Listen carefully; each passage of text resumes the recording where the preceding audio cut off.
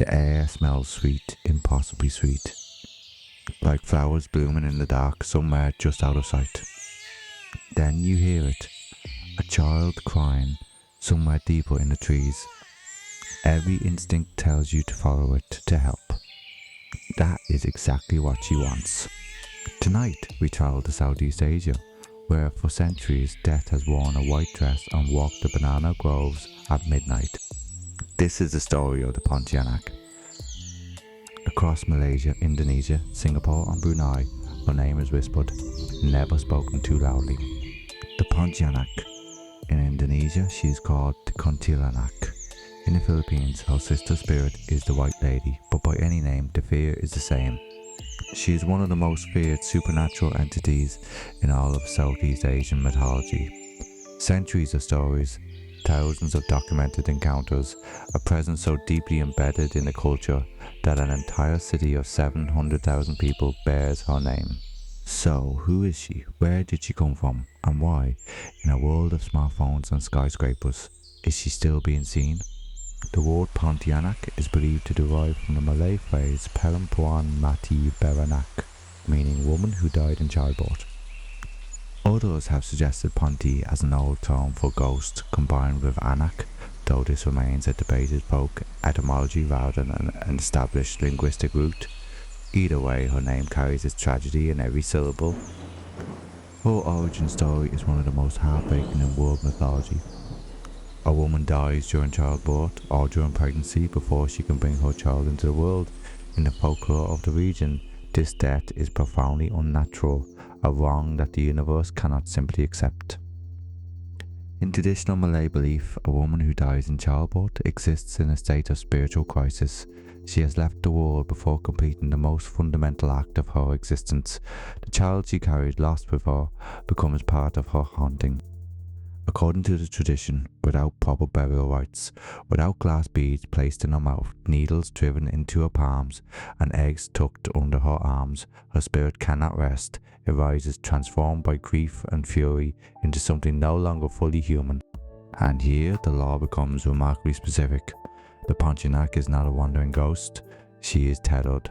Most commonly, she is said to inhabit banana trees, specifically the wild banana, the pisang hutan, and to emerge from them when the conditions are right.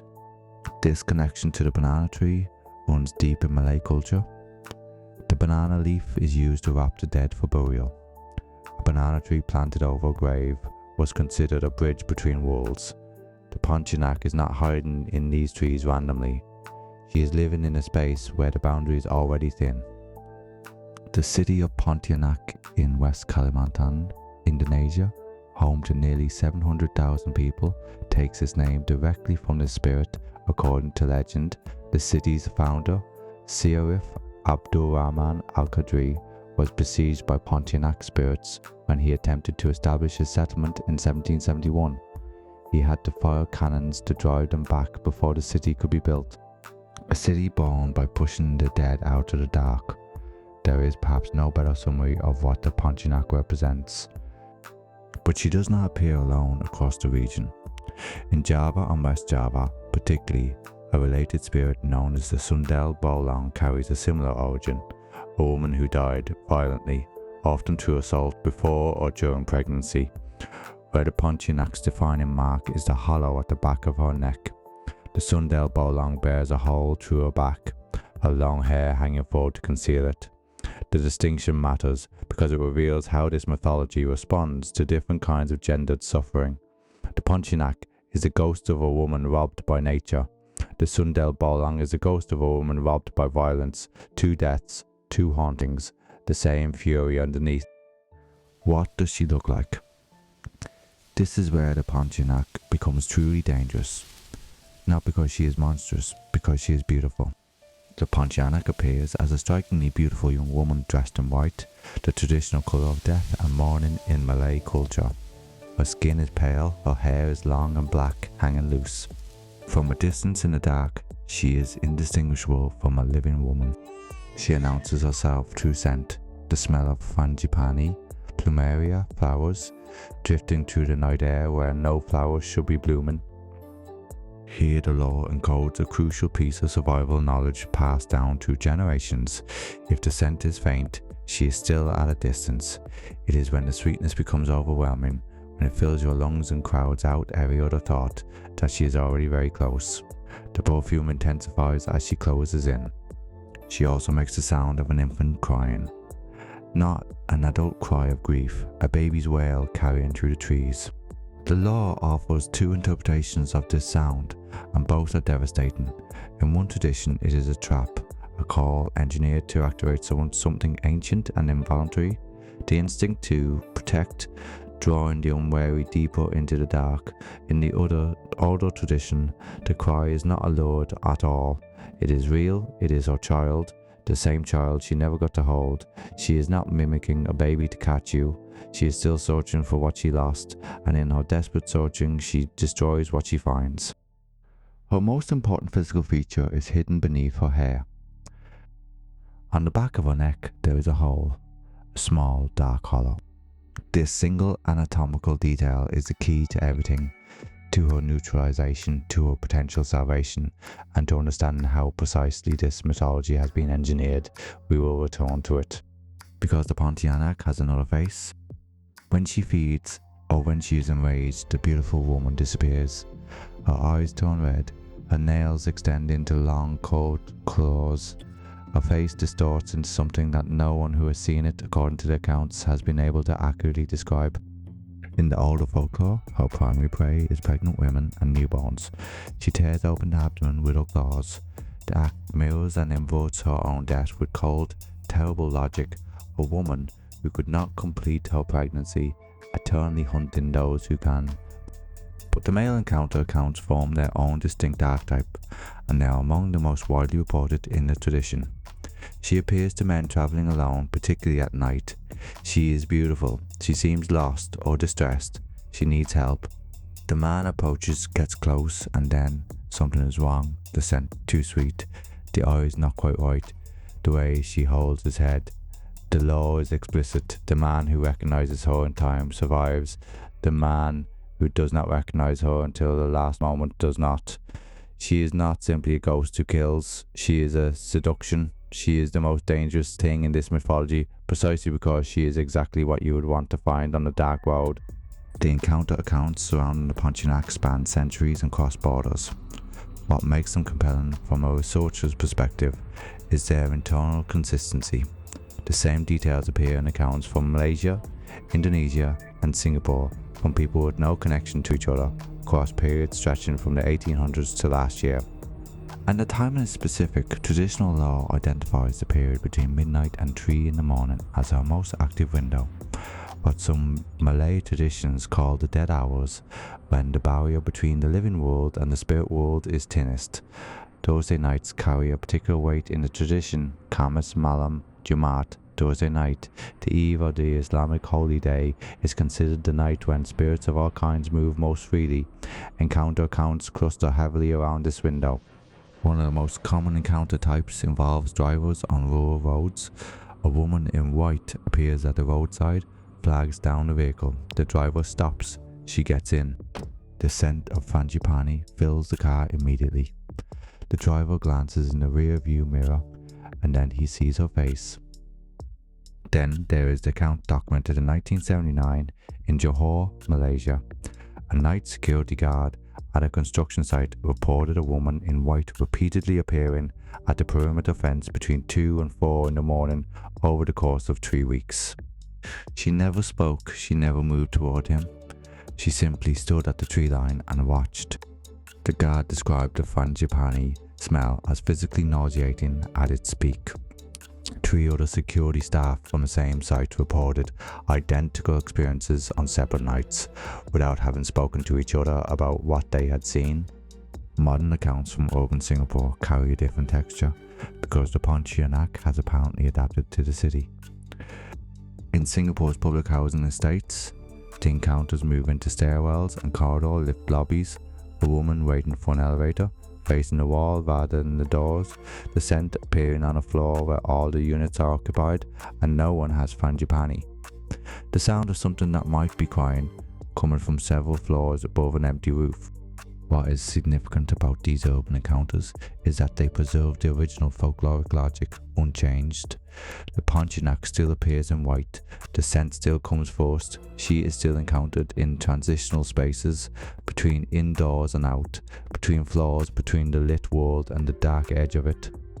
Hospitals appear with striking frequency in contemporary accounts. The Pontianak, born of death in childbirth, seems drawn to maternity wards specifically. Medical staff in Malaysia and Indonesia have reported a figure in white standing outside upper floor windows, the scent arriving in closed rooms when nothing should be blooming, a sound from an empty room down the corridor, just audible, just long enough to be heard before it stops. The Pontianak tradition is unusual among supernatural folklore in how much practical guidance it contains. This is not simply a ghost story, it is a system, a set of rules, protections, and countermeasures refined over centuries of cultural transmission. The nail.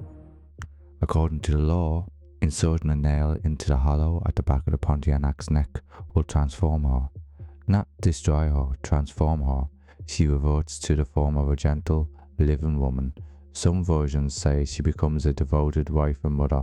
The man who performs this act has, in essence, rescued her from her own torment. But removing that nail reverses the transformation instantly and completely. The law is very clear on this. You do not remove the nail. Iron is the first and most universal protection. Iron nails carried in pockets. Iron implements hung near doorways. The logic mirrors broader world folklore. Iron as a boundary material between the living and the dead. Pandanus leaves, the fragrant palm-like plant used throughout Malay cooking, are said to ward her off. Hung near windows and doorways, the sharp green scent disrupts and repels. The elegance here is real. Her arrival is announced by sweetness. The sharp, clean smell of Pandanus is her opposite. It marks a space she cannot enter. The Bomo, the traditional Malay spiritual practitioner, is central to the most serious cases. A skilled Bomo can locate the Pontianak's resting place, typically a specific banana tree, and perform rites to bind her or sever her connection to the location entirely. What is notable is that none of these practices involve destroying the Pontianak. The nail transforms her, the rites bind or move her, the protective plants simply keep her out. The tradition seems reluctant to erase her. She is grieved, not condemned. Why has the Pontianak endured? The simple answer is that she is frightening, and she is, but the deeper answer has to do with what she represents, not what she does. The Pontianak is, at her core, a spirit of maternal grief and thwarted love. She died before she could complete the most important thing she was going to do. She carries that incompleteness into eternity. She is not evil in the way a demon is evil. She is devastated. In societies where maternal and infant mortality were devastatingly common, and in Southeast Asia, this remained true well into the 20th century. The Pontianak gave shape to an experience that was otherwise unspeakable. The woman who died in the room where life was supposed to begin. The baby who never drew breath. The grief that had nowhere to go. The folklore also encodes a social truth. In some communities, women who died in childbirth were buried separately from other graves, denied full funeral rites, considered contaminated by the unnatural manner of their death. The Pontianak may be the mythology those women created in response. Not a monster invented to frighten children, a record of what happens when grief is denied, when someone is not mourned properly, not given the burial they deserved, not acknowledged. She is what remains when the living refuse to grieve. She is also not alone in the world's mythology. We have met spirits like her before on this channel. La Llorona, the weeping woman of Mexico, a mother who drowned her own children in a moment of fury and grief, and now wanders waterways for eternity searching for what she herself destroyed. Rusalka, the Slavic water spirit born from a woman who died before her time, beautiful and deadly in equal measure. The Pontianak belongs to a pattern that appears across every culture that has known the particular grief of a woman dying before her life could be completed. The names change, the geography changes, the tragedy does not. Southeast Asian cinema has understood this for decades. The Pontianak has appeared in Malaysian and Indonesian films since the 1950s. The 1957 film Pontianak, produced in Singapore by Cathay Keras Films, was one of the first and most influential Malay language horror films ever made. She has never left the screen since. In 2004, Pontianak Harum Sundel Bolong became a landmark of regional horror, praised for treating the mythology with genuine depth rather than cheap scares. She appears in graphic novels, video games, streaming series. Each adaptation finds something new in her, but returns to the same core: a beautiful woman in white, the smell of flowers, the hollow in the back of her neck, the grief that will not be contained. She has survived colonialism, modernization, and urbanization. She has moved from banana groves to housing estates, from jungle paths to streaming platforms. Every new medium her legend absorbs becomes proof of her continued relevance. The Pontianak endures because grief endures, because the particular grief of a mother who never held her child is one of the most universal human experiences there is, and one of the hardest to look at directly. Tonight, somewhere in Kuala Lumpur, in Jakarta, in Singapore, in Brunei, someone is walking home and smelling flowers that should not be there. They quicken their step, they do not look toward the trees. Because in Southeast Asia, the Pontianak is not history. She is not legend. She is the woman in white you might see tonight, standing at the edge of the light, beautiful, still waiting. If this journey into Southeast Asian folklore stayed with you, subscribe to Folklore After Dark. We explore the dark mythology of cultures worldwide every week. And if you want to meet another spirit who walks the border between the living and the dead, our episode on La Llorona and our episode on Rusalka are waiting for you. Until then, mind the scent of flowers in the dark.